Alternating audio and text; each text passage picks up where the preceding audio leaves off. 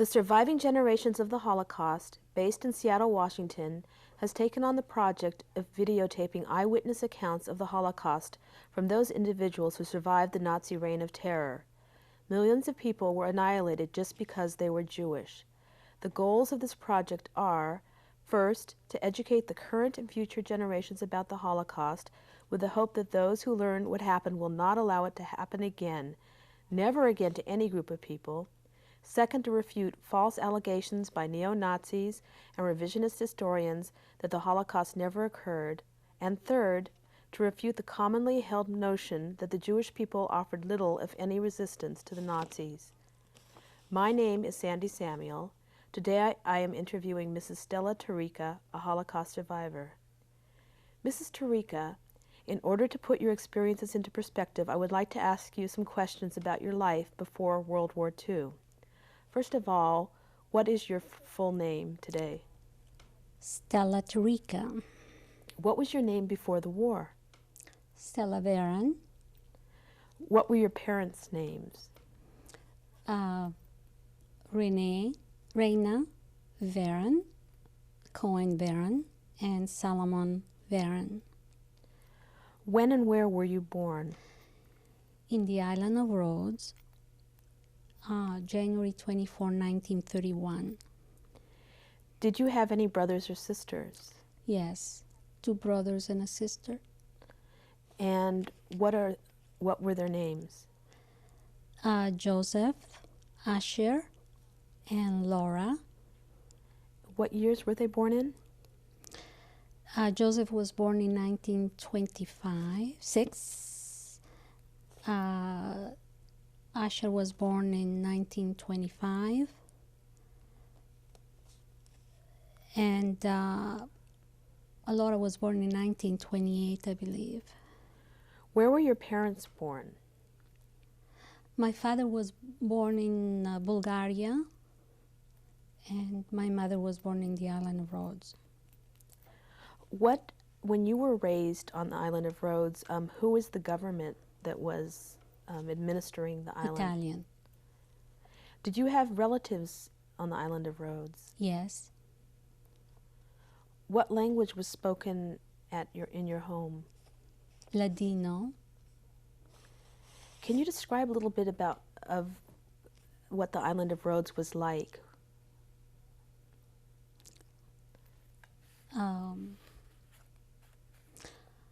Well, it's a beautiful island.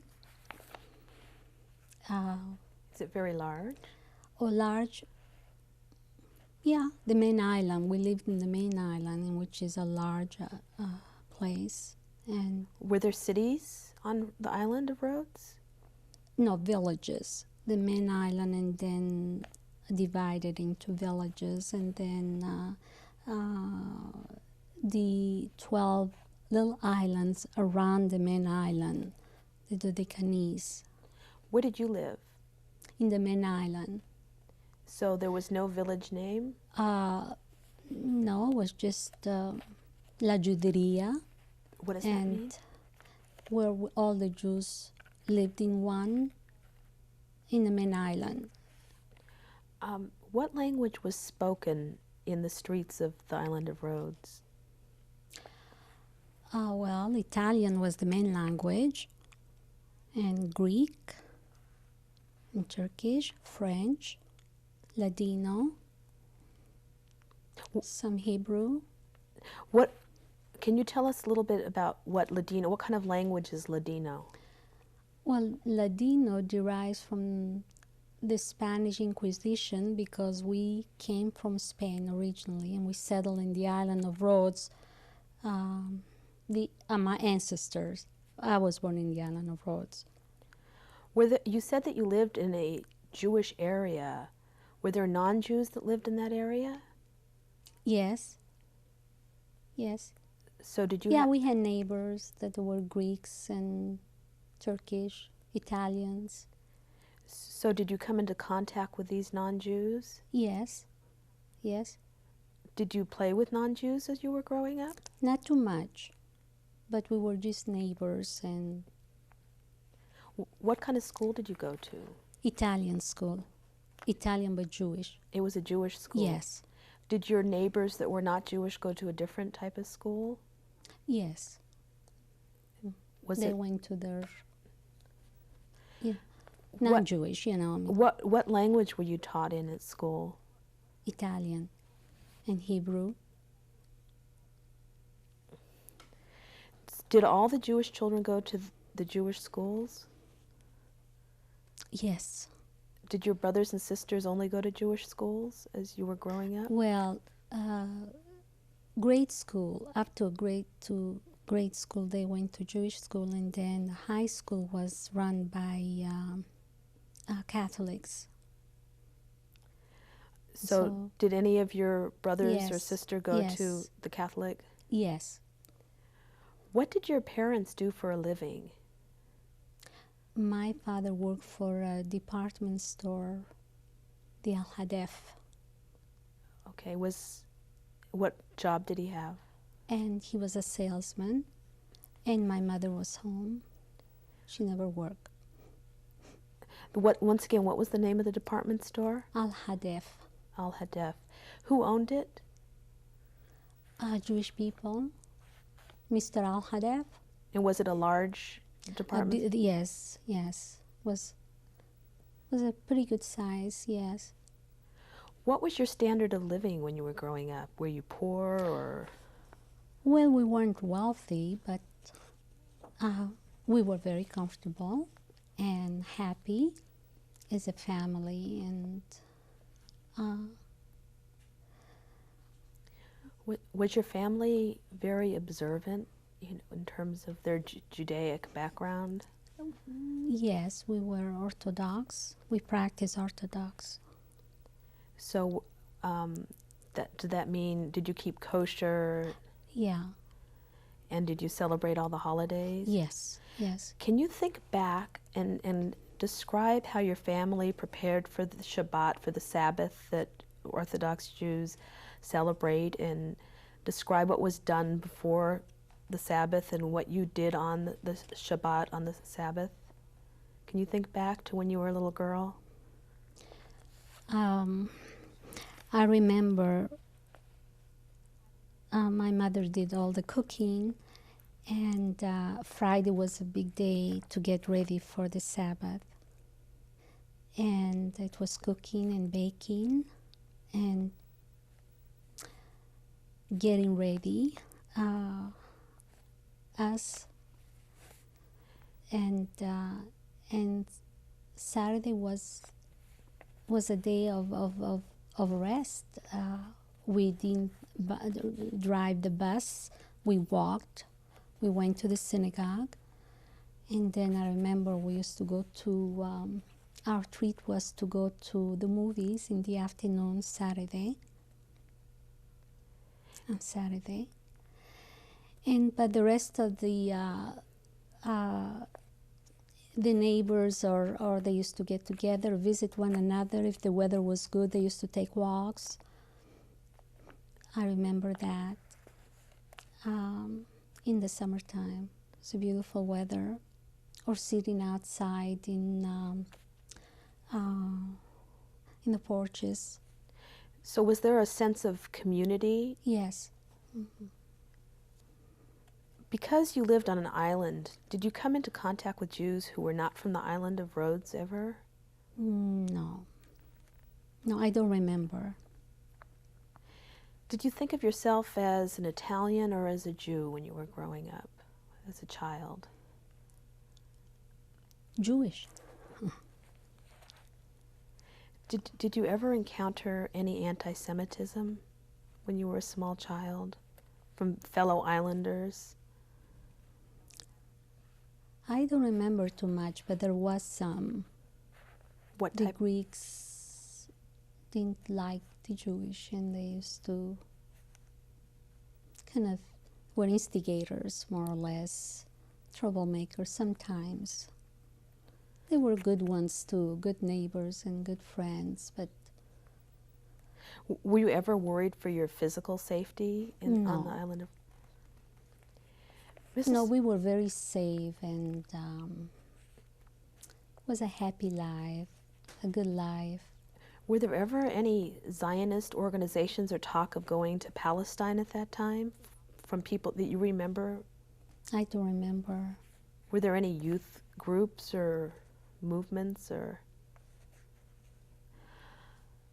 Mrs. Tarica, think back to when you were about 9 or 10 years old. Do you remember any changes in your lifestyle or in your community's life? This was about when World War II was beginning to take place. Do you remember being conscious of a war going on?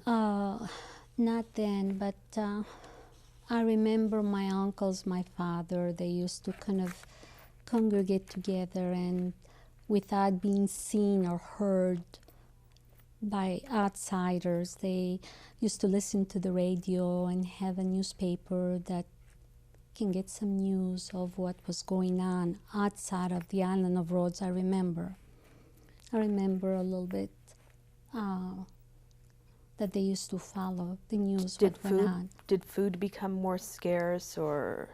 Oh yeah. Were people being recruited into the army at all? No. When did you realize that there was a war going on? How old were you? What year might it have been? In 1940, in 1939 and 40, some people left the island of Rhodes. They went to Tangier, they went to Turkey, families together, a few families. Did any of your relatives go? No. And then by 1942, 43, the Second World War, then I was very aware of the war that was going on, and we had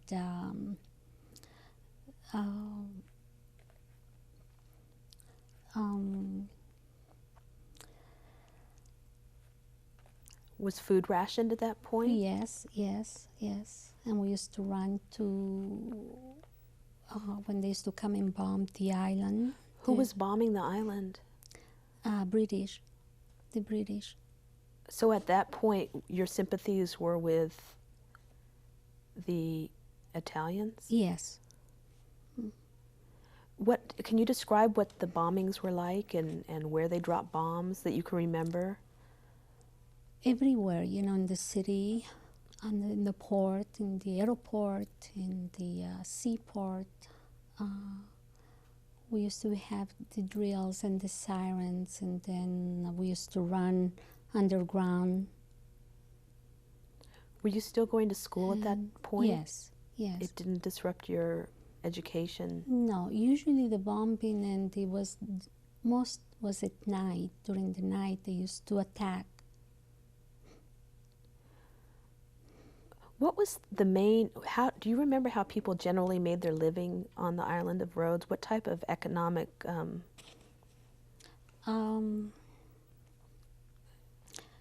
merchants, employees working for companies or bank. Or was there agriculture there? The farming, a little bit of farming. Fishing. Did food become less plentiful as the war progressed on? Yes. But it was enough for, we had enough. But it was a little scary, yeah. Did your family talk about leaving the area? No. When did you first encounter the Germans? When they occupied the island of Rhodes. Do you remember when that was? Was it in April? I think, I don't remember what month it was. In what year? In 45. Can you describe what it was like when the Germans came to the island of Rhodes? Well, I remember when I was very young and I was very protected by my parents. So we were never out alone. We were always together or at home most of the time. And I remember when I saw the first time that I saw Germans was when they make an announcement that they wanted men to work, all the Jewish men. I don't know how, I don't remember how long after they occupied the island and they were noticed and speakers, loudspeakers calling all the men, Jewish men, that they need them to work. And then they were taken prisoners. Once they were asked to be in a certain center, a big area downtown. Can you think back to that fateful time? You were how old then? 12 or 13? How did it affect your family when those loudspeakers came on? Where was your father? Where were your brothers? They were together. The men were together. Were they taken from your home? They weren't taken, but they went voluntarily because they were asked to go. And so we just, as far as what I remember, they just better go there where they were asked to go. And we couldn't hide anywhere or run away anywhere because we were afraid of the neighbors. They were going to tell on us. Did they only take the Jews? Yeah. Where exactly were these men taken when they were called in? In a big, like a big downtown in a big building, and they were all outside. And when we were at home, we didn't know what was going on. After the men were surrounded by the Germans, and they were taken prisoners. Then they asked the rest of the family to come and be with them, with the husbands and sons. And then they said that if for everyone that won't show up, their husbands or sons will be killed. What happened next? Well, I remember my mother got a few things, personal things, some clothing and whatever valuables we had, and made a little bundle. And we closed the house and left the keys with our neighbors, Greek neighbors. And we went to where we were told to go. And we saw all the men there, husbands and sons, all males in one place. Was the entire Jewish community there? Yes. Yes. How did your father react when he was reunited with you? Well, that was a difficult thing because there were hundreds of men together. To find one another was a big, it wasn't easy, I remember. And then finally in time we find one another, and we were very glad to be together. So it was kind of comforting that we were together. not knowing what was gonna, what was gonna happen next to us. We didn't know. So. Then what happened? Well, and then they took us. They surrounded us with machine guns and Who surrounded Germans. The German soldiers. Can you describe them at all? Well, they were just in uniform. All of them were in uniform with the SS signal. Do you remember the color of the uniform at all? Dark green. And they had weapons? And of course they had machine guns. And everybody was scared, we couldn't we did what we were told to do. And they put us in a big building, an empty building. And was that, where was that building? In the Alano Roads, downtown. The main downtown. And that was it. We were all there. Finally, after searching and looking for our family, aunts and uncles and nephews and father and mothers and sons, we were all in groups. We stayed together. And when you were in the building, how long were you interned in the building? Was just I don't remember, but 2 days maybe the most. Did they feed you anything? But we took some food with us, a little bit. Then, we took some when we left our homes, whatever we could. What do you think was going on at that point? What do you remember? What? We didn't know nothing. They told us that they were going to put us in camps and we were going to work with, the families were going to be together. So we felt good. I remember hearing that my parents, that, at least we're going to be together, and they needed us for work. Did you remember any of your parents' discussions with each other during that point? No, just, everybody was just, didn't know what was happening, and it was happening so fast, everything. What happened next? So we're just waiting and just hoping that, we're going to be sent home eventually.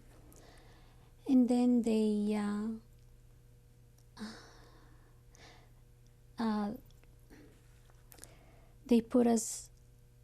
march us in line of 5 or 4 or 5, and it was a long, long line, all young and old and children, and they took us to the harbor,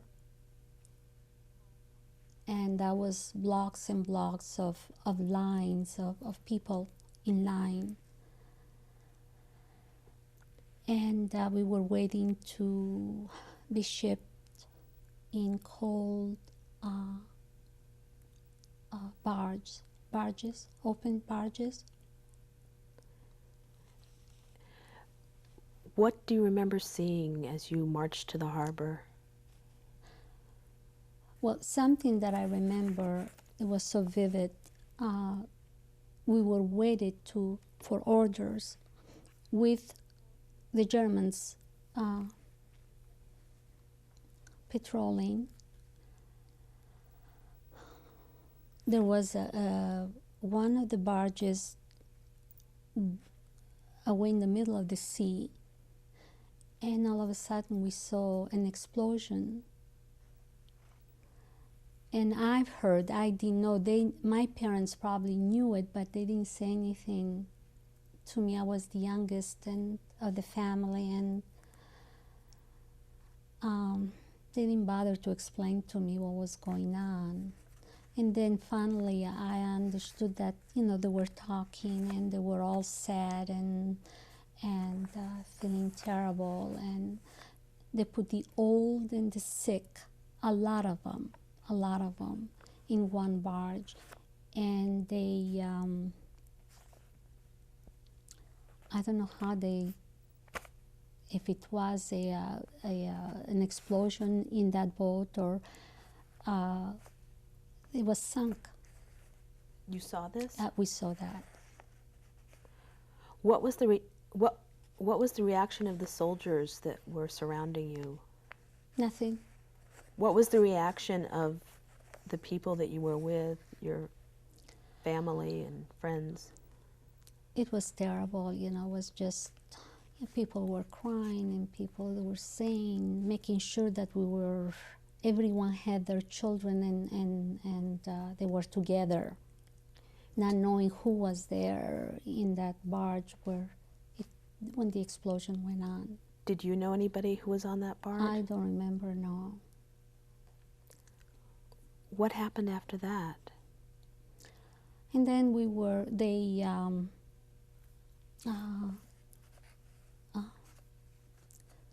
all put in these barges, open barges,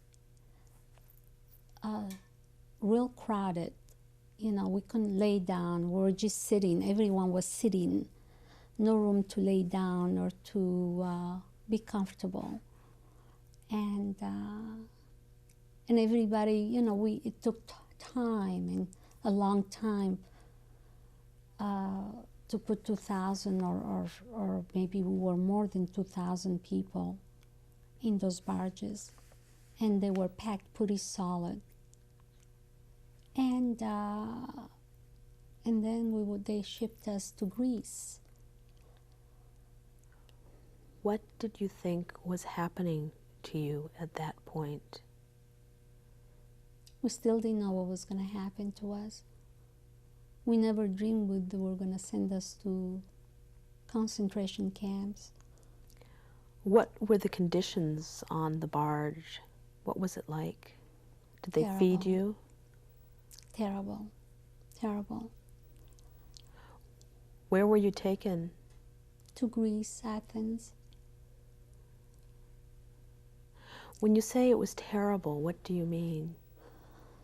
Well, during the day, we were just parked in the middle of nowhere in the sea, and we only travel at night because I understood that they were scared of explosions and dynamites and on the water. With no protection, and it was hot.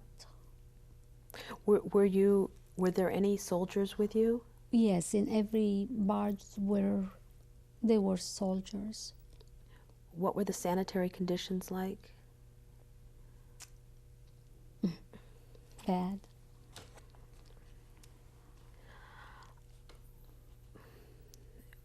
How long were you out at sea? I don't remember how long, but it was days and days, maybe 4 or 5 days a week. I don't know. I don't know. But it was a long time. And what was your destination? We didn't know. And where did you finally get taken? Then we got to Greece, and we were put all together surrounded by the Germans, and they took us to some big building somewhere. I don't remember what it was, or we were so frightening we didn't know where they were taking us. Can you describe the building at all? It was an empty building, and a big building, big rooms, and we were just put all in one big place. Were people abused at that point? Did soldiers hurt any of the people? No, some. I don't remember anybody being abused, but they were mean and they were treating us pretty bad. But nothing in particular that I remember, that I personally remember. We were still together with the family, mother and father and sisters. And we were searched for all gold, anything, bracelets or rings or earrings, anything valuable was taken away from us, everything. Did you have any possessions left at that point? We still had some clothes, you know, just a few pieces of clothing. How long were you imprisoned in that building? Not too long, not too long. Everything happened very fast. Was it days or was it? Yes, maybe 2 days or 2 nights, or I don't remember, but it was fast. It was. Did they feed you? I don't remember eating. I don't remember. What happened next? And then they put us in trains, in cattle trains, and packed pretty solid again. And we were trying to be everyone close again together because we were scared that we were going to be separated. So we kept saying, I used to hear it all the time from my mother, let's stay together, because if we're going to send us to a camp, because they used to say that we're going to send us to a working camp and be all together, so at least let's not get lost, let's stay together. So we were together all the time in the trains. And what was the train ride like in the cattle car? Well, the train was always closed. They used to open once a day, just for air, and the door was just part open. And of course with the Germans right there, make sure that nobody will run away. Were people getting sick? Getting sick and pregnant women, babies, children. It was terrible. Did anybody go into labor on the train? No, I don't remember. Not in our train, maybe there were others. Were you given any water? Were you able to use any sort of facilities to relieve yourself? No, we just had empty cans to do what we had to do. And where did you finally arrive? Where did the train take you to? And what did you see? To Poland, Auschwitz. Can you describe what you saw and what your first impressions were? Well, the first thing we saw was that the train stopped on above the ground, was a high elevation, and then down below we can see a vast camp, and with lots of blocks full of cabins, blocks. And the first impression was that the people that were out there, it was terrible. They looked like they were crazy people, with hardly no clothes, wearing rags, no shoes, no hair. They look very strange. And that was the first time that our first impression, what was going to be the rest of our lives. We didn't know what to expect ahead of us. We didn't know. So they came they came, the Germans, the officers, they came and they rushed us fast to get out of the train and to move fast, move fast.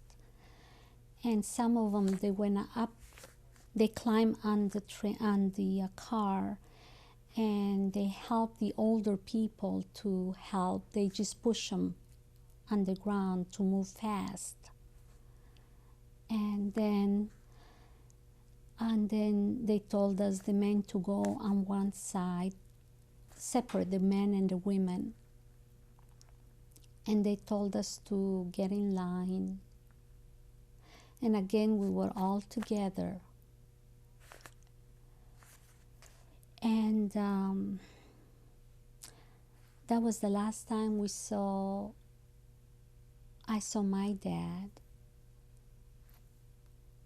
We were hoping that in time we were going to be reunited. We didn't know, I didn't know what was happening, why the men on one side and the women on the other side. And there was no time to talk, or no explanations, no nothing, because everything was fast. And we were scared and we didn't know. We didn't know what was going on. So they took the men away, and that was it. We never saw them again. And then the women, they put us in line, 5, I remember, 5 in a row. And then there was the officer right in front, like you are standing. And he looked us over, whatever he decided to, he did the selection with his whip. He used to go left or right. And we were together, my mother, my aunt, my grandmother, and another aunt. And I was holding a little baby, my aunt's little girl. I used to babysit for her. She had a boy and a girl. The boy was with the father, and I was holding the little girl. She was only 1.5 years, maybe 2 babies, just a baby. Not quite 2, but 1.5 years. And she was used to me, and she, instead of being with her mother, she was with me. I was holding her. And as we came in front of the rails, the officer in his uniform, black boots, immaculate uniform, with his stick, he pushed my mother, my aunt, and then he took, with the whip, put on the side of the baby's arm and push it so my aunt can pick up her child from me. And then he put me on the right, and he pushed them on the left. And that was the last time I saw them.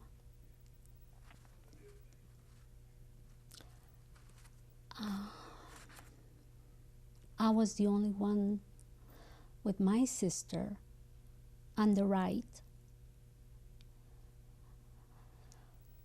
And then the rest, we didn't know what happened to them. So hopefully, again, we hope that, after some interrogations or some, we were going to be reunited again. That was our hope, to be together again. But that was it. We never saw them. I never saw my mother again, my aunts, nobody. Do you remember your mother saying anything? There was no time to say anything. It was happening so fast that There was nothing, no. And then what happened? And then a handful, I don't know how many we were, maybe, I don't know, maybe 150, I don't know how many, but we were so frightened, we didn't know how many we were selected to, to work, to be in labor camp. So we were together. They took us to another building. They put us in line, and we walked to a distance, and we went to another building, and there they were the capos. What's a capo?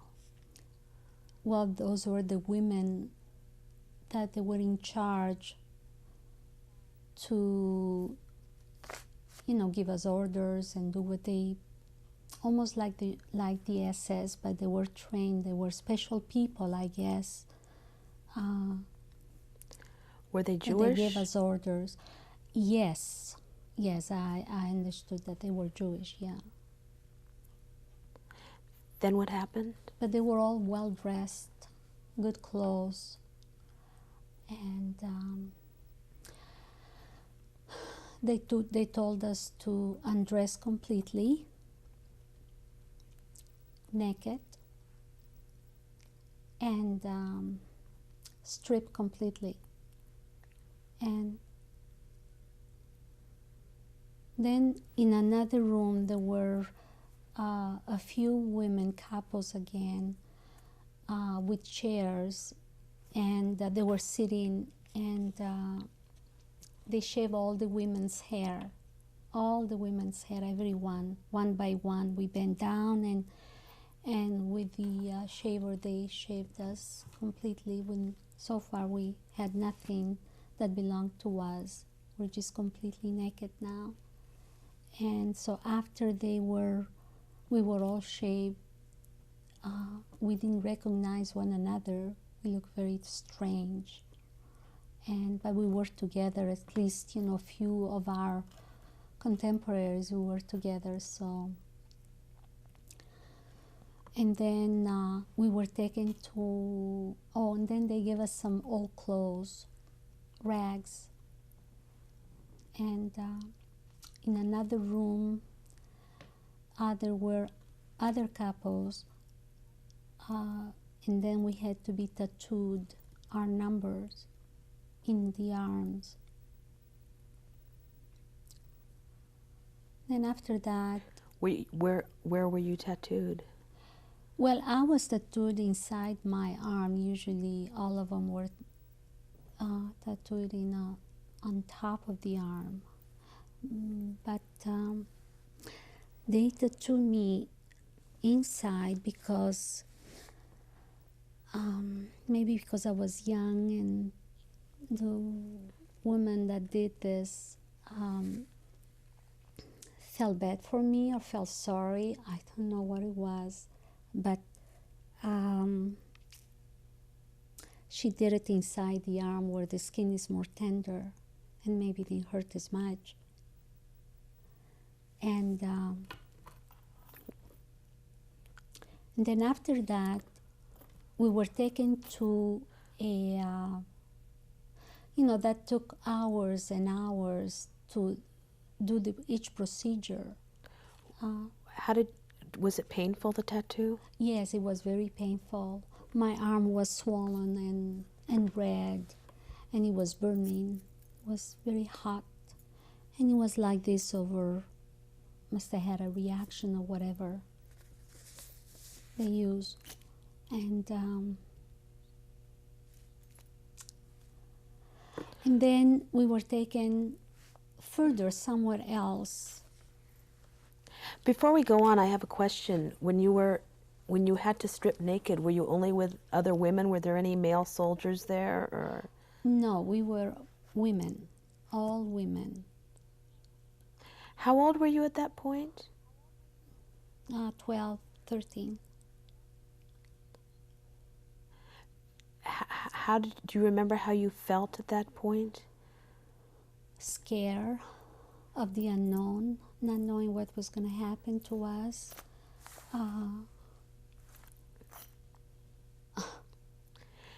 Terrible. I have a question to backtrack for a second. Do you remember the name of your little cousin that you used to baby? Alice. Alice, what was her last name? Let's see. Israel. Mm-hmm. Do you remember your aunt's first name? Diana. Diana. Her mother. Diana. Israel. Israel. Mm-hmm.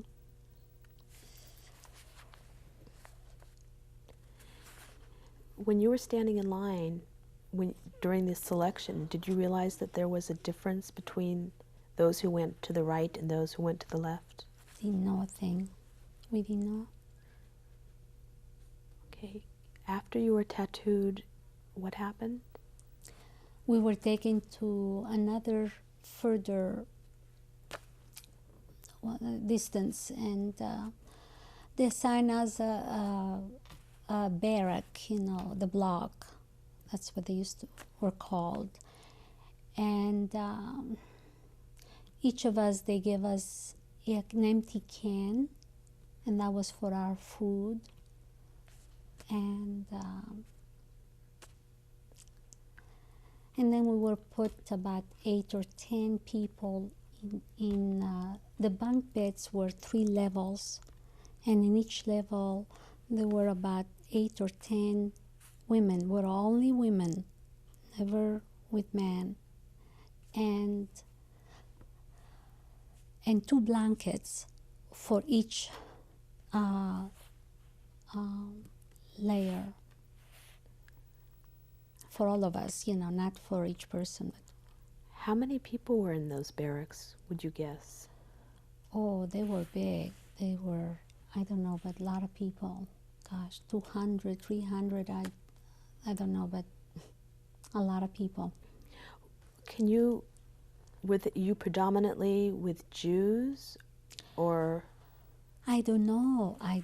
They were all speaking all different languages in the camp, and but I think they were all Jewish. When you walked into the barracks, do you remember what you were thinking? What were your thoughts? What were your impressions? We just couldn't believe it. We didn't know, what was going to be of us, What were the ages of the people that you were with in those barracks? They were adults.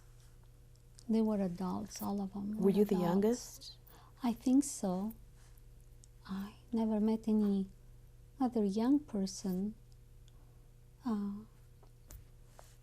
Was your sister with you at that time? At the time, yes. And then they used to have selections all the time with the German, with the officer coming in, and we used to get the order that to get in line outside, and then the officers used to do the selections, and then we were separated shortly after we got there. Can you describe what your first day after you were put in the barracks was like before you were separated? It was terrible. All I was doing was crying all the time. I was so scared. What was your schedule like? We knew was just, we're gonna die. We were gonna die. I mean, the feeling we had that we were not gonna survive. You were with your sister. Were you with any other people from Rhodes? Yes, a few other ones. But after the selections, they were all taken away, and I was left there. After how much time had passed did that selection take Maybe place? Weeks. Can you describe when you first got put in those barracks with your sister and contemporaries from the island of Rhodes, what you did in a typical day? Well, the whistle used to come up early in the morning. It's still nighttime. And the couple lived in the barrack, but they had their own quarters very comfortably. their beds and their good clothes, warm clothes, and heat. And they used to whistle every morning, meaning that we have to get up and fast and get out of the barracks and get out of the barracks. And we used to get in line, the stars still in the sky. It was nighttime yet. And the officer used to come to count, to check all of us. And we used to stand up straight and apart from one another and very rigid and not touching anybody. And we waited there until the officer came and paid the inspection of all of us. And then after that, they used to bring a barrel of supposedly hot coffee, but it was just dirty water maybe, or not even hot. And we used to get in line, and they used to give us one scoop in our containers, and that was our daily food. And then we used to go to work in line again, and we used to march and carry bricks, a pile of bricks in our hands, and walking for distance. And that was our daily work. How many hours would you estimate? Oh, maybe 10 hours, 12 hours. What were they doing with the bricks, do you know? I don't know. We used to just take them to, transport them to somewhere else, long ways out, always with, supervised by the Germans. I mean, you know, they were used to lead us and tell us where to go. And did you witness at that early point on any Germans abusing or beating any of the inmates? Well, I remember one day personally it happened to me that I was sick and I was tired and I was cold, and we were out in the morning, and I got into my knees because I was trying to stay warm. And the German officer just made a turn, and I couldn't get up fast enough when I saw the dog, the German Shepherd first, and then the officer right next to the dog.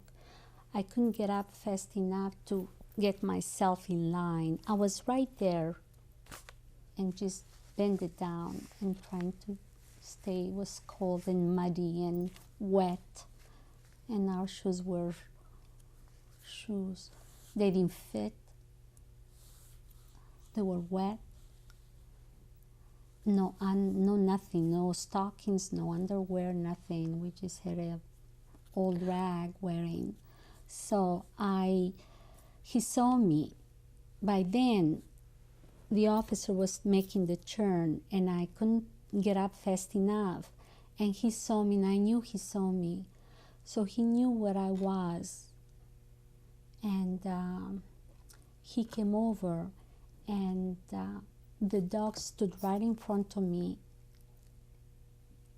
And the German, the SS, they were SS in their uniform, the ones they gave us inspections. He pushed me out in front of the two lines. You know, they were facing one another, the lines of 3 people, 3 rows, and across the line were other 3 rows of, and in the middle, he pushed me on my knees, and he gave me 5 whips, because to show everybody that I shouldn't have done that, what I did. So that was...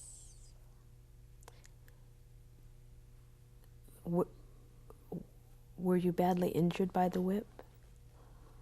Well, maybe I was, but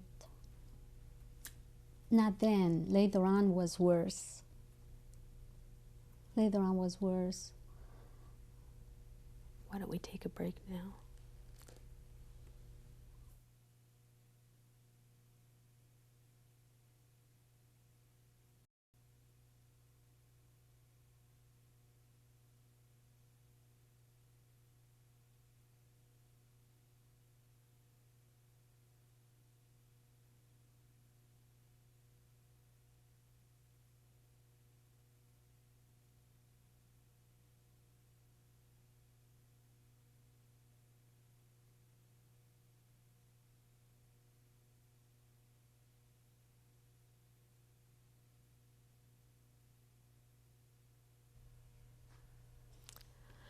Mrs. Tarica, you were separated from your parents pretty early on in your Auschwitz experience. Did you ever say goodbye to your parents? No, we never had a chance to, because we always had that hope that we were going to be reunited again in time. I was young, I was only 12, 13, and I just thought, I was going to be again with my mother, with my parents, together again. How long were you with your sister in the camp? Not long, but I don't remember. We were lost in days, a day of weeks or months. We didn't know what hour of the day it was. We were completely, we didn't have nothing to know what month of the year it was or what week it was. You mentioned earlier on that you were separated from your sister. What happened? Well, I was taken to an infirmary because I was sick with dysentery, bad, and I was dehydrated and I was very sick, and they took me to an infirmary, and the infirmary was just a step before the cremation, because we weren't good for anything to work or and we were sick. And that was the time when they had another selection, and I never saw my sister. We were separated from everybody. I was alone then. You were in the infirmary? In the infirmary. Can we talk about the infirmary a little bit? What was the infirmary like? Well, in the middle of the room there were buckets, empty buckets in a row, and we can go there and move our bowels when we felt like, but we had no medications, no water, no food, and we were just always in bed with bed sores. Were you under the care of any doctors? No doctors, nobody. There was a guard at the door, but that was it. We never saw a nurse or a doctor, or never gave us any medication. How many people were in the infirmary with you? Sometimes it was pretty full. I was there for days, I believe I was. And we were delirious and sick, probably with a lot of temperature, running a high temperature. And So we weren't feeling good to know exactly what was happening. Did you think you were going to die when you were in the infirmary? Yes, yes. They used to, um, the time it happened to me, about 4 times that I remember, uh, before I went to the infirmary, they used to get orders. Now, I didn't know then, but I know it afterwards. I knew it by talking to my brothers and after the war, what it meant. But they used to lock the door with a capo inside guarding us, and we were supposed to be standing inside the block, inside the cabin, the block, waiting for orders. And so we were just and quiet, not panic, and just waiting until the door opened. And I was like that 3 different times, and 4th time in the infirmary that happened. And I didn't know then what was the reason we were standing. But I found out afterwards, after the war, that the trucks, they used to send the trucks. And when people, they wanted to eliminate all these people, they used to gas them, but they used to take them by truck, filled up trucks, and take them to the cremation. So to gas. While you were in the infirmary, did they take people out for that purpose? For some reason or other, they stopped. They never took the whole infirmary. So I was lucky. It was a miracle that I wasn't taken. When you found that your sister was no longer there, did you find any other people from the island of Rhodes? Nobody. I was alone after that. I was alone among all kinds of nationalities. Nobody to relate, nobody to, I can understand what was going on. No support of any kind from nobody. Always alone. Nobody spoke any of the languages that you spoke? I used to go around and kind of talking in Italian or Spanish, so hoping that somebody will understand and I'll have a friend, I'll have someone to be with. It never happened. I was alone all the time. Did anybody acknowledge you? No. What kind of work were you doing at this point, once you were separated from other members of your community? What work were you doing?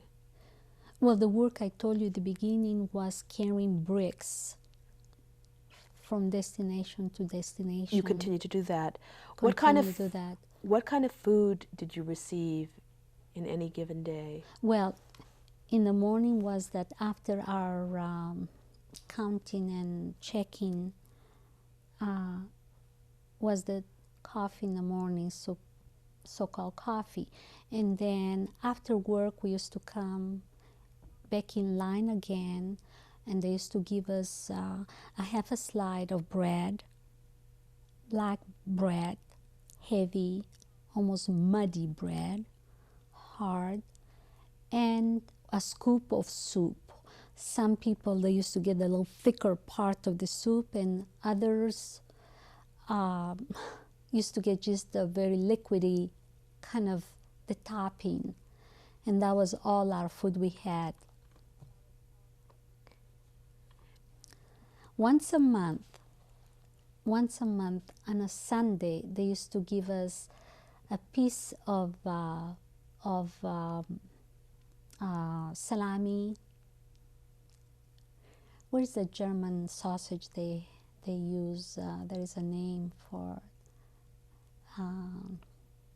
Anyway, it was. So that was only once a month, on a Sunday. They give us a piece, a little piece of meat. As a 13-year-old girl, what was the hardest part of your imprisonment at this point? Well, the suffering and being alone, not knowing what was going to happen, and being alone, not knowing, not understanding a word that was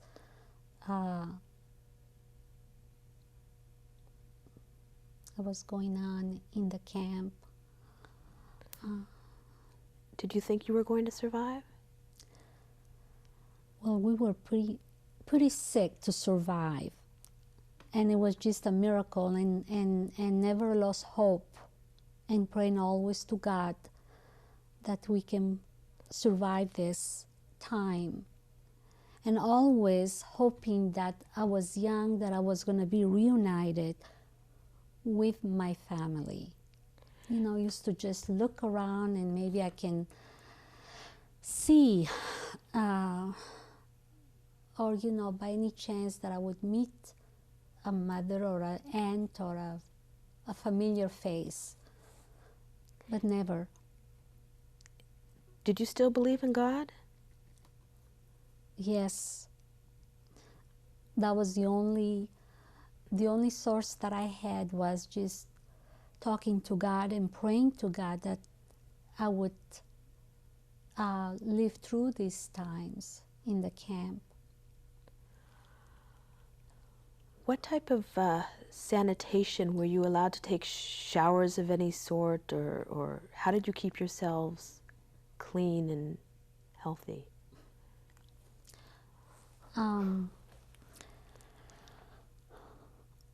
Well, I don't remember how often they used to give us showers, but you know, that was another frightening, because we didn't know when they used to tell a shower. I used to just follow the rest of the people, what they were going and what they were going to do. But I can never understand what was going on, because it was always German, and I couldn't understand a word. And once in a, or maybe once a month, maybe, or longer than that, was a shower. So we didn't know until we were inside that shower room. If there was a couple inside the shower, that meant that we were safe. You understand? Because if the couple was with us, they won't open the gas. So she will stand at the door in the room full of women, and then the shower above us. So it was water. But we didn't know if it was going to be regular water or gas coming down from the showers. But the only relief we used to have was only because the couple was inside watching us. Did you ever see anybody resist in any way or try to escape? A friend, a young woman, that was at the very beginning, the first month we were in the camp, in her 20s maybe, a young woman. She ran, we were outside, and she ran against the wires, and of course the wires were all she was electrocuted. She just ran against that wall, and she never got out. And we were just there watching without trying to help. We couldn't help. Was this person from the island of Rhodes? Yes. Do you remember her name? No, I don't remember, but no, I don't. I think it was a Solon. Last name was Solon, but I don't remember her. She was much older than I was, so. How did you know about the crematoria, and what did you know about them? Well, because, you know, you can smell the flash, the burning flash all the time in the air. The smoke going in the chimneys, the tall chimneys, always smoking, and always that smell of burning, of people, just a flash, always. The skies were always gray, always smoky. What was your experience with the capos? Well, the capos, they used to be pretty mean. They used to beat us if they had to. And they were tough. They were tough. They used to cook their own meals every night. We did have some time just doing nothing before we went to bed, to sleep, to rest. And you know, they used to cook their meals. Their quarters was a little room, right, I said before, right at the entrance of the block, okay? And we used to have 2 couples in each block for each, you know, watching us. And they used to do their cooking, and they used to smoke and drink, and we used to smell the frying meats or hamburgers or steaks. The smell, the aroma was just all over. French fries. I mean, you know, they used to do their own cooking purposely, I guess, so we can just crave for something. So, How long did you remain at Auschwitz? all the time. I was there at all the time. And they used to have selections all the time where we used to completely nude and outside.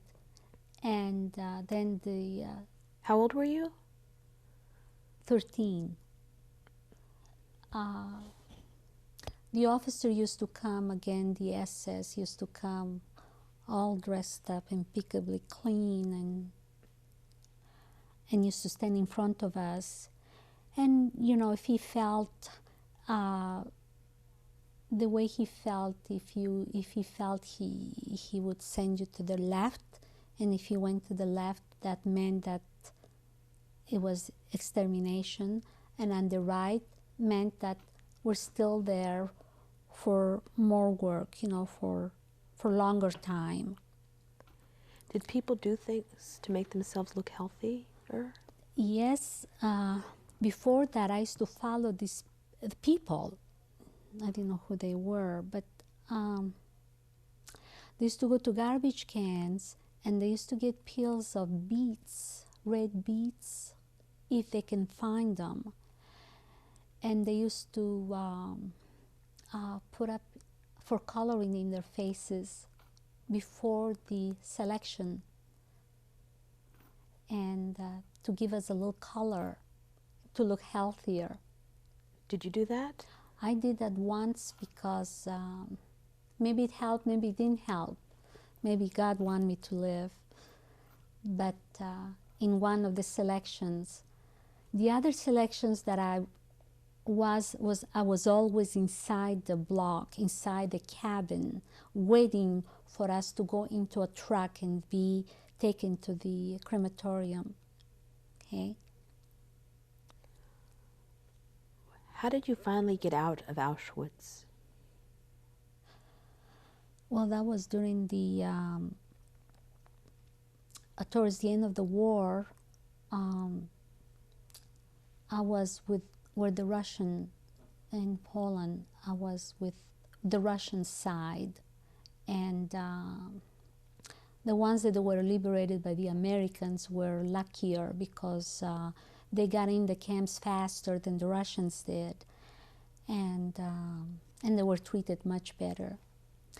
As the time went closer and closer to the end of the war, we can hear the guns and the fighting in the air, but we didn't know how close they were. We didn't know. So they put us in the death march. Instead of leaving us in the camp, they just took us, hundreds and hundreds and hundreds of people. They put us in line and we were just marching to nowhere, just marching. Did you know that the Allies were approaching? I didn't know. Again, I was young. I didn't know. I couldn't understand. I couldn't speak. If something was going on among people, all I just didn't know what was going on. Are there any people that stand out in your mind from the during your stay in the concentration camp, good or bad, or Where in within Auschwitz? nothing good. But It any individuals that you encountered? prisoners. Prisoners. Nobody helped me. Nobody helped one another. It was just all, everyone was for their own. Can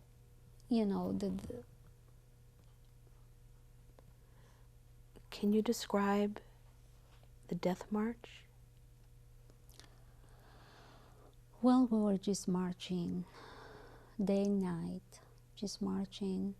The ones that they can stay behind, that they were tired and exhausted, no food. There was still some snow left on the roads. We used to just get on anything to get something inside us.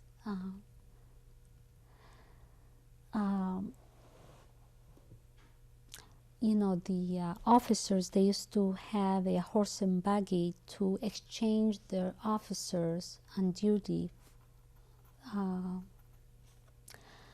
So I was so weak and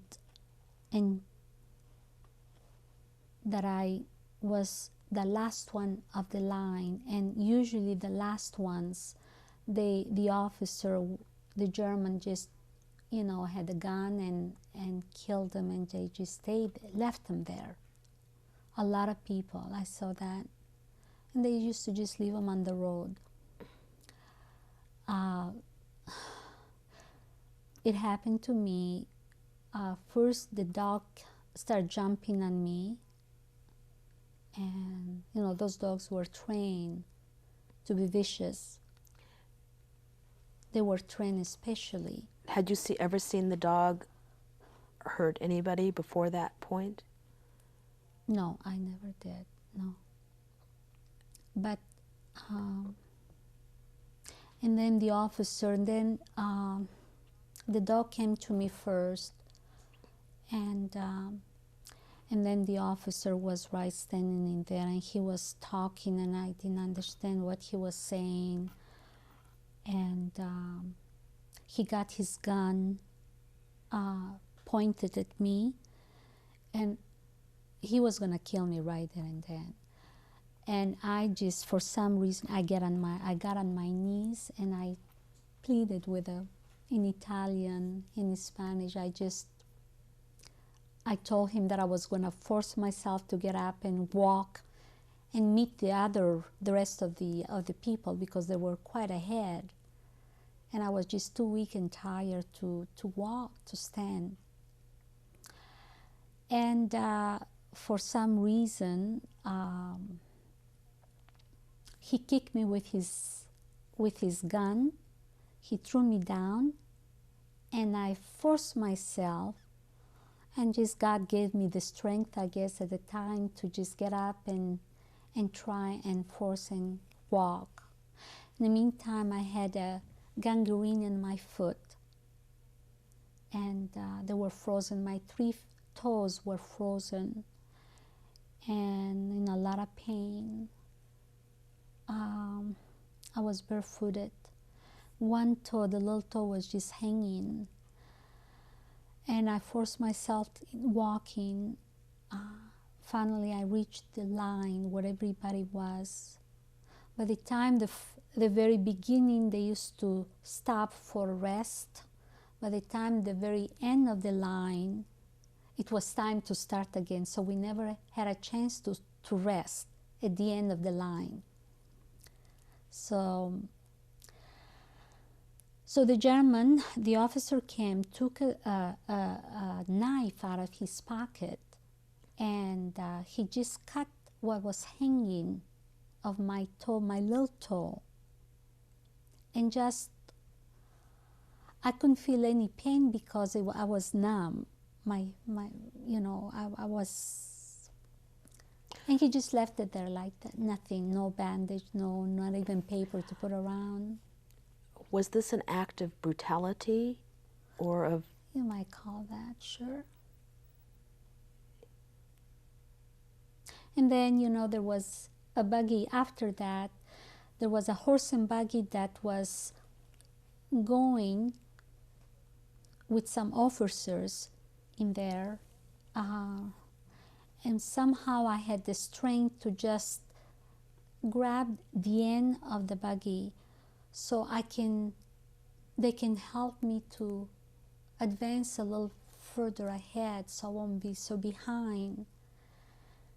And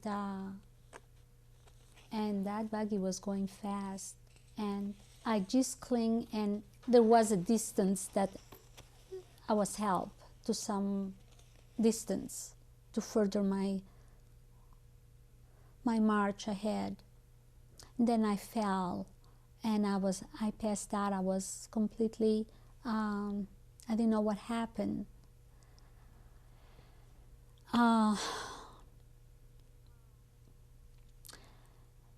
I don't know for how long I was there, but I was bleeding. I don't know, I must have hit my head on the ground because the buggy was going too fast, and I wasn't strong enough to hold anymore. I let go and I fell, and I hit myself and I hurt. So I get bad headaches since that time. I must have injured myself pretty bad. Can you describe your day of liberation? Well, we find ourselves isolated, just alone, with no guards, no dogs. Everybody disappeared. Now, how long had you been on this march? Days and nights. I don't know if it was a week or over a week, more, or we were too sick. I was too young and too sick to know how long we were walking. The death march. And you did not know where you were going? We didn't know where we were going. I didn't know. Just further away from being liberated, away from the camp. We were like in like the freeways here, but not as nice as the freeways. In a forest, with no isolated, no people, nothing, just in the middle of nowhere. You were a 13-year-old child and nobody helped you? No. Nobody helped me. I couldn't talk to nobody. I couldn't be comforted by nobody, or just being hugged or held or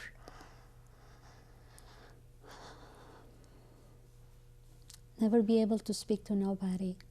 That was, the suffering was one thing, was bad, but not be able to talk to anybody or to understand what went on. That is,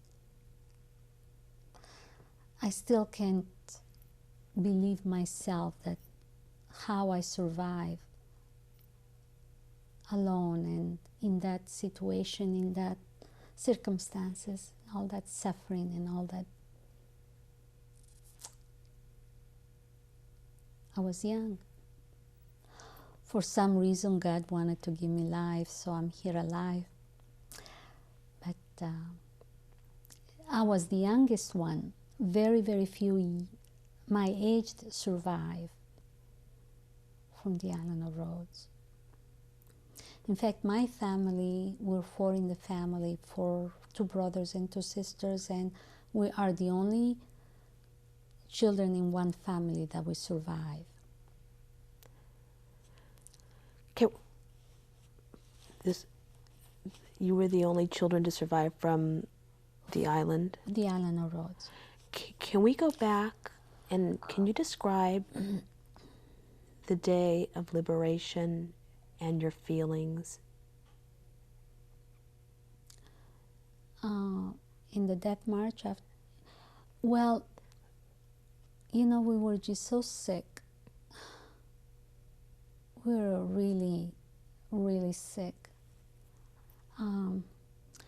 We found ourselves isolated, just alone in the middle of nowhere. And just the thought that there weren't the German shepherds on top of us, and the guns, and you know, the SS soldiers on top of us, that we thought, you know, we're safe. You know, it was like a dream. We couldn't believe it. It's really happening. And then we saw the tanks approaching, and with soldiers, and they weren't Germans soldiers. So we knew that the war was over, and some of the people, they start screaming and making, you know, trying to, whatever strength they had. And then I gathered that the war was over. Who liberated you? Russians. How did they treat you? Well, we were just not very good, but at least we didn't have the fear of just, we survived, you know. We didn't have that fear that we were going to be from waiting our turn to be in the gas, to be gas day by day, hour by hour, waiting when is our turn going to come. We're next. Did they feed you? Yes, some food, yes. They put us in a camp, and of course everybody was, like I said, I'm speaking for myself, I was in bad shape. I was very sick. Can you describe those? Can you describe those first days after you were liberated? What happened? Well, you know, we were still looking and hoping that I was gonna see my family, that I was gonna be reunited with my family. That was the will to live that I had, was just that I will be with my family again. The will to live. Where did the Russians take you? I don't know what it was, but it was in a camp, in a displaced person camp. And but I don't know where we were. I don't know. Is it Mauthausen? Is it? How long were you there? Well, I was. We were put there in a hospital. I was in a hospital, in an infirmary, but because I was taking care there, they took care of me then. Not much, but at least we had a bed and a blanket, and we were warm and fed. Yeah, they gave us some food, but they used to be always drunk, the soldiers, and they used to drink heavy, and so I was always scared to be close by anybody, you know. But we were together, all women again, all women. The men, we didn't know what happened. What happened next? Well, we were there for a few months in this displaced camp. I was there with, among others, and they were making groups to send them back to their country, repatriating some of the prisoners, the women, and you know, they used to, they wanted to know if I didn't have anybody. So I was alone. I guess I must have been the only Italian citizen left there. And so they put us in a, after, it could have been weeks or month maybe after we were liberated, they put us in a train, and we were going north. I don't know where they were taking us. And we were just in an open car, and we're just laying in there, one on top of the other, just trying to stay warm. And all of a sudden, we stop, and then another train stop by the same side we were. And I thought I was dreaming. I was delirious. I started hearing Italian speaking. I thought I was dreaming. I was hearing, but I thought I was dreaming. And so I pushed myself up, and I saw some soldiers in this other train, regular trains. I mean,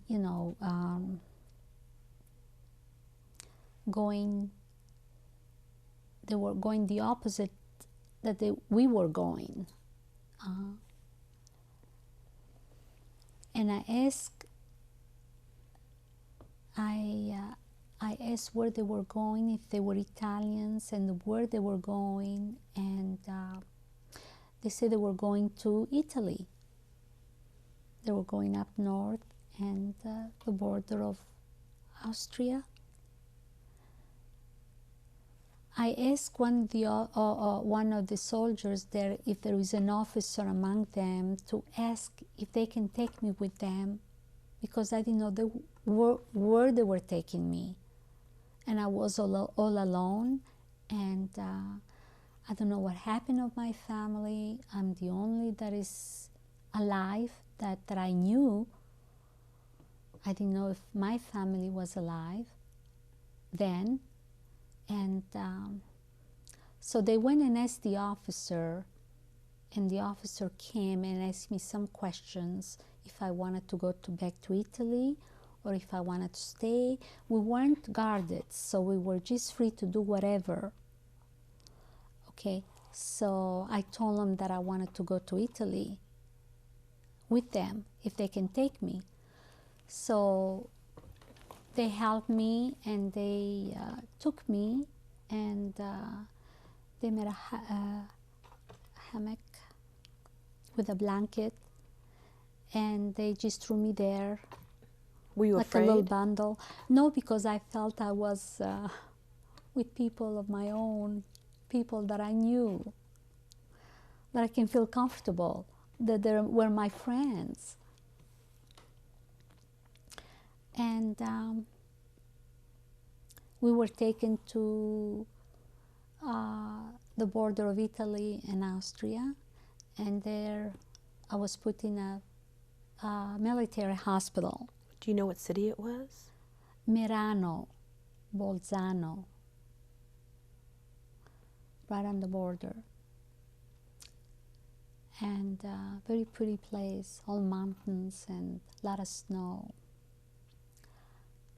And so I was in a hospital, military hospital.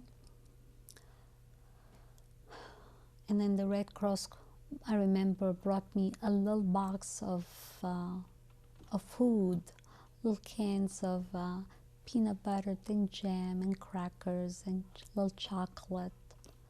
And it was just like a dream. But they checked me out, and they took care of me, the doctor, and the nurses were very nice. They used to take me for weekends, because I was there for a period of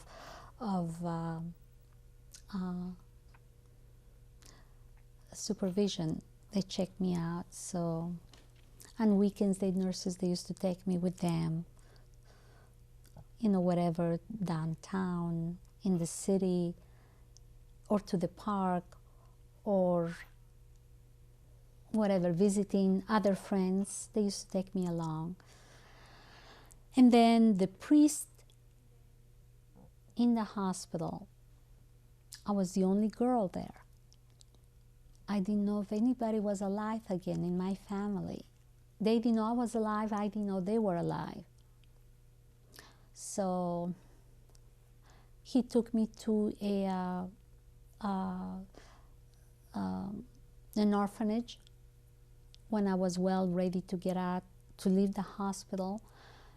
He took me to an orphanage, and I lived there with lots of little kids, hundreds of little kids. Were they Jewish kids or all kinds? No, Italians, you know. So, and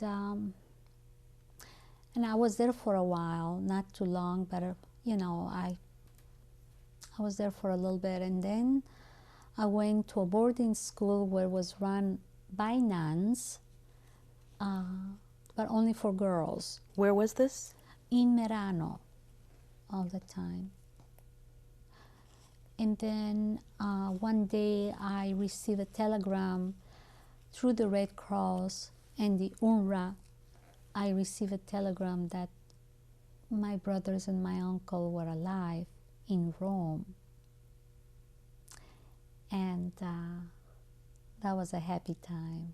I just never dreamed I was gonna hear that. How did they locate you? Through the Red Cross. They came when I was in the hospital, in the military hospital. They came and they asked my history, all the names of my family and my parents, and so they did a lot of good after the war. They tried to place people and families. But you see, my brothers and my uncle, they were already, they were in Rome and Bologna, and they were in a home being taken care in a home supervised by the UNRWA, the organization, Jewish organization. So, and here I come way after the war is over, and so they decide for me to stay where I was instead of me going with and live with them. But they used to come and visit me by train. Did you at that point know whether your parents had survived or not? No. I knew my uncle. They were together with my father. Before they took my father away in Auschwitz, he knew what was happening, my father, and promised my uncle, the survivor, to take care of us. So we knew then and then that, you know, he was gassed and they killed him. But the rest of the family, we never knew what happened.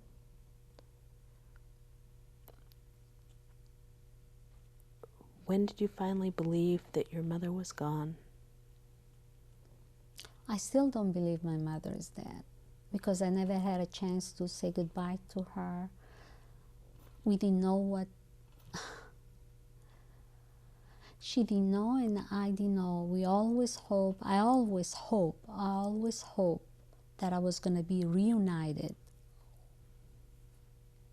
during that time.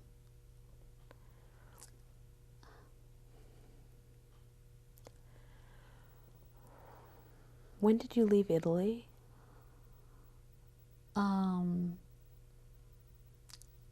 To come where? To after the war? December. Where did you go? I came to Seattle, to America. Can you tell us a little bit about how you wound up coming to America? Well, another uncle, a brother of my mother, that he immigrated the island of Rhodes in the 30s. He was a young man, and he went to Belgium, Congo. What was his name? Nissim Cohen. And they used to help one another. He used to, he was there to help the family and help, especially after the war was over, all the survivors. So he helped us. He was just like a father to us. He sponsored us, and he brought me to Africa, Belgium, Congo then, and then he brought me here to America. I came as a student, and What was the date that you came to America? December, the first part of December 1946. How old were you? I was 15, 16, well, almost going into 16, 15.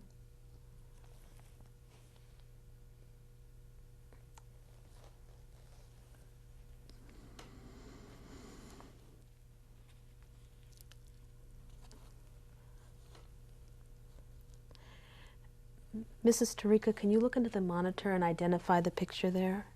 That's me. Where were you? That was here in Seattle when I first came in. How old were you again? 15. That's a friend of mine. She's from South America.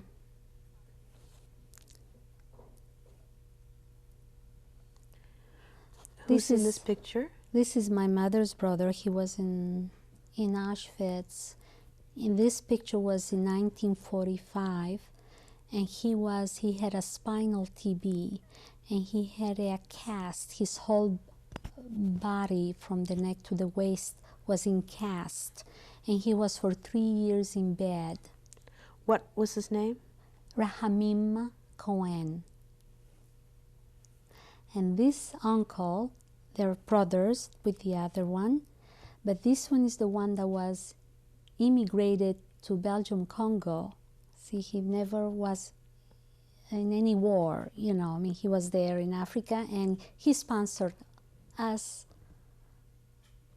me and my uncle and my brothers. And who's in that picture? Friends. And where are you in that picture? Yes, I was there. This one here is my 2 brothers and my sister. And the one on the left is a cousin in Africa in 1945.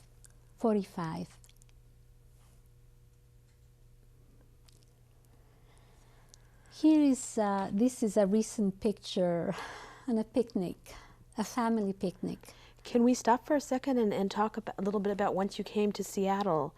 You were 15 years old. Yes. What did you do when you came to Seattle? Okay. What did you do briefly, if you could tell us? Oh, okay. I came here as a student, and I live with some cousins in Seattle, and I was going to school, and as long I came here as a student, and as long I was going to school, I can stay in America. Okay, and so they never bothered me there. I never had any problem then, and so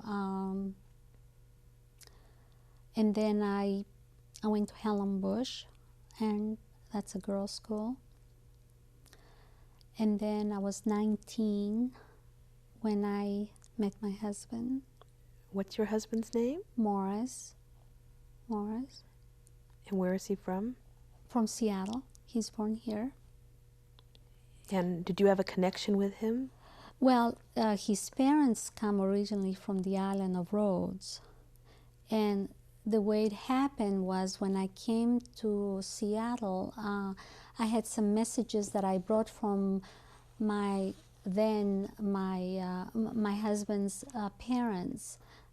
And so I went to visit them, and they wanted to see me, and I wanted to see them because they called me. They knew I was in Seattle. And so they met me, and that's the way we met, And how old were you when you got married? 19. And what year was that? 49, 50. And did you have any children? I have 2 girls. There they are. Can you identify who everybody is in that lovely picture from left to right? Okay, left to right is Phyllis, my oldest daughter, my husband Morris, my other daughter Jackie, and myself.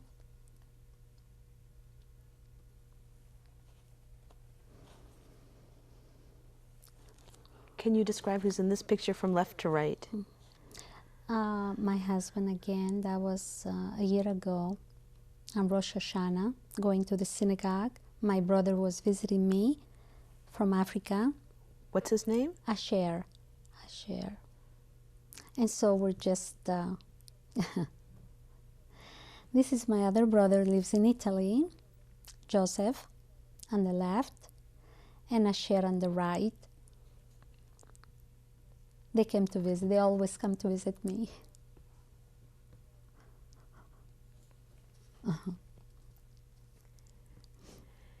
Because you were such a young child during the war, how do you cope with all the memories that you have of the Holocaust? Have you spoken to people about what happened? Did things come back to haunt you?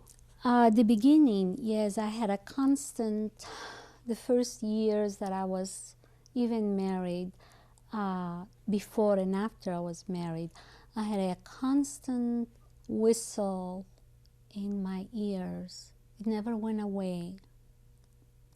It was the whistles, the train, and the whistles of the in the camp, where the capos were when they used to whistle, and the SS when they used to give us an order, was a whistle all the time. And for years and years it was just a constant buzzing and buzzing. And of course I used to have a lot of bad dreams for a long time. But time is a healer. We go ahead and look ahead instead of just... Did you share your story with anybody after the war and when you came to America? Not too much. I couldn't talk too much. I used to choke all the time. It was very painful for me to talk for many years. So I never bothered my children or my husband, never talked to them about my suffering and my past. I kept it, I didn't want to set them. Did your identity as a Jew change at all, having gone through this experience? Well, I believe I'm a fairly good Jew, and I'm always will be, and I'm a strong believer that it's important to be Jewish and not to forget our past. Mrs. Tarica, is there anything you would like to add about your wartime experience that we might have left out? Well, I will tell my grandchildren and other children that hatred of another people is not one, is the most evil things on earth. I can say that to the children in this country, in America, not to forget, because we were Jewish and we had to suffer for no reason at all. Thank you very much. Is there anything else you would like to add to our discussion this evening? Oh, there's a lot. There's a lot that we didn't discuss. I remember during the camp, people were so delirious. During the night, they were thirsty and they want to drink. A lot of women, they used to have empty cans to release their urine during the night because we weren't allowed to leave the bunk beds. And I remember one woman drinking urine because of desperation and because she was so sick. And of course she got very sick with no help or. So you have a message for future generations. That I would tell my grandchildren and other children that hatred of another people is the most evil thing on earth. Thank you very much, Mrs. Tarica. You're welcome.